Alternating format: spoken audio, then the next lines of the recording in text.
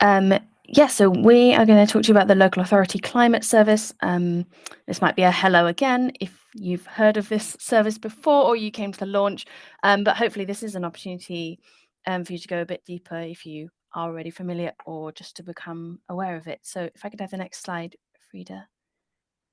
Thank you. So you've got me, I'm Hannah Findley, and Tim. There's pictures of our faces because I know it's hard to connect with people online. We're just going to give you a brief introduction to what the Local Authority Climate Service, or LACS, is. And then we're going to talk to you about how you could use it to support your development of adaptation strategies and inform risk assessments. And then I've got a little exciting project to invite you to take part in the final 5 minutes of maybe 1 minute of our talk. And then, as Emma mentioned, if you do join our breakout room, you can ask questions and we will do a little demo. Next slide, please. So I thought it would be useful just to go back a little and talk about why we're providing this service, because there's loads of tools out there. So the impacts of climate change are felt locally. Local government and resilience forums are coming under increasing pressure to plan for and manage diverse risks associated with climate change for local areas. And we spoke to lots of local authorities who highlighted a need for clear authoritative information and materials that can be used with key stakeholders to raise awareness of the need to adapt to climate change. So your stakeholders might be local population, elected members, senior officials, budget holders, and also emphasis is being placed on local government and local resilience forums to deliver climate action and drive local solutions. Often there's limited time, specific expertise within local authorities might be limited to deal with this complex climate information. So you highlighted a need for robust but easy to use information and tools to kind of justify that use of resources. Can I have the next slide, please?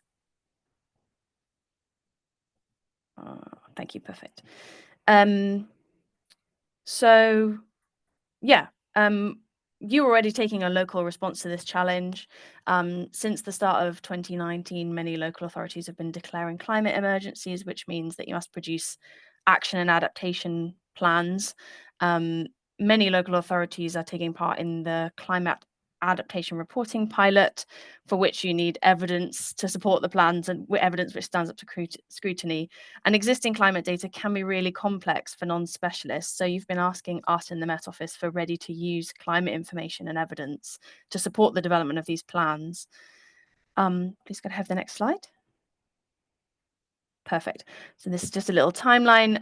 The local authority climate services emerged from a prolonged period of co-development with local authorities. 5 years ago, we were producing these city packs, which are non-technical summaries of what climate change would mean for an individual city. They took climate projections and summarized the key results into like a little PDF fact sheet. These are really successful, and we found ourselves with more and more requests coming in for them. So rather than trying to meet that need one at a time, we have developed a new service which will give all local authorities access to critical data to inform this adaptation decision making. So now I'm going to hand over to Tim to add more detail to what you can find in the local authority climate service and how you can use it. Next slide. Yes, thank you, Hannah, and hello, everybody. So with the Local Authority Climate Service, we've developed something that we hope will give you helpful resources and further support for your adaptation planning. We hope it will provide you with ready-to-use climate information for your local area and allow you to build a climate report summarising key results for your local area to help raise awareness. We've developed this in partnership with our colleagues in Esri UK as a geospatial platform that sits on top of the Met Office's climate data portal. It takes our UKCP climate information and provides the information in a ready-to-use format for local authorities across the UK, and it's open to anyone to access. There's 3 parts to it, as the slide suggests. There's a community site, which is a hub of supporting information on climate change and includes how-to guides for using this and for using other tools, and with support for your adaptation planning. There's a projections explorer, climate explorer, which allows you to explore climate data for your local area and interact with the data in a more intuitive and easy to handle kind of way. And you can download the data that's visible there in the Climate Explorer and overlay it with your own data sets or other open source data.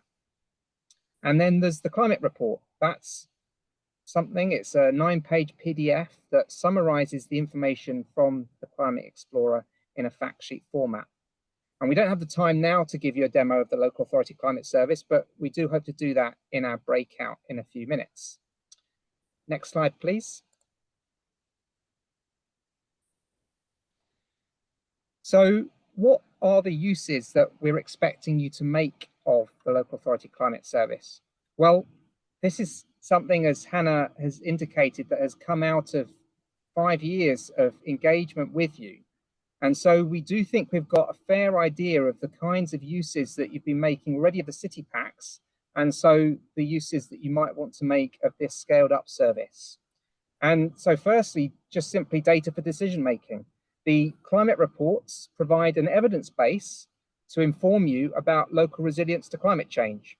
And that information and the projections that are in them can be incorporated into your climate action and resilience strategies.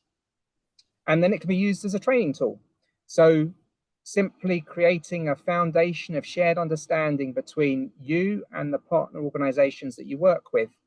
Can even be used as a training tool within your organization, within the local authority, maybe as orientation material for new staff in relevant departments.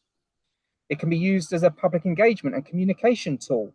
So simply to raise awareness and to build support, and potentially to embed within other uses, within other forms of communication. And then there's the opportunity to inform the development of future climate-based work. It's exciting to see some of the work that's going on in London and elsewhere, and no doubt this can help catalyze other such work in the future, and we're keen to see what happens with all your creativity. So next slide, please. I want to say something about local partnerships and their toolkit, because I'm aware that Rachel Torresanua from Local Partnerships came and spoke to you about it at an Ashton event back in March. Local partnerships work solely for the public sector in providing guidance and support, and they're very proud of their local partnerships toolkit for local authorities, their climate adaptation toolkit. It's been referenced in the 3rd National Adaptation Plan, and the intention of it is to give you a framework within which to identify risks to service delivery from a changing climate. And we've been working with Rachel and local partnerships to integrate the information from the local authority climate service into that toolkit. Local partnerships launched an updated version of it in October that makes those connections to the local authority climate service explicit. And the graphic on the screen gives you an idea of the core of the toolkit, how you work through it. For the detail of that, I think you need to go and engage with local partnerships. But I just wanted to highlight that because the local authority climate service is now more fully integrated into that toolkit. Next slide, please. We don't want this to be the finished product. Indeed, we're already working on what's going to come next year. So we've been involving local authorities in the development of the local authority climate service to get to this stage.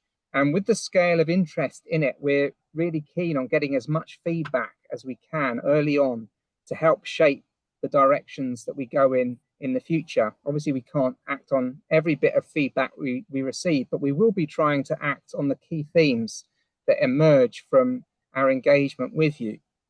And some of the potential directions that we've already been hearing and that we're keen to learn more about, we've grouped into 4 big categories. One is additional data and functionality, particularly, I think, the desire for sub-local authority level information and for information about flooding and overheating. We've already heard those 2 things being highlighted this morning from south of the river in London. And then there's guidance and support. So things like additional guidance and training materials on assessing risk and responding to impacts. Then simply more broadly, adaptation information, links to policy and links to what you can do to adapt. And then simply knowledge sharing, providing things like case studies so that you can help motivate and inspire people to use this kind of information to do valuable things in adaptation.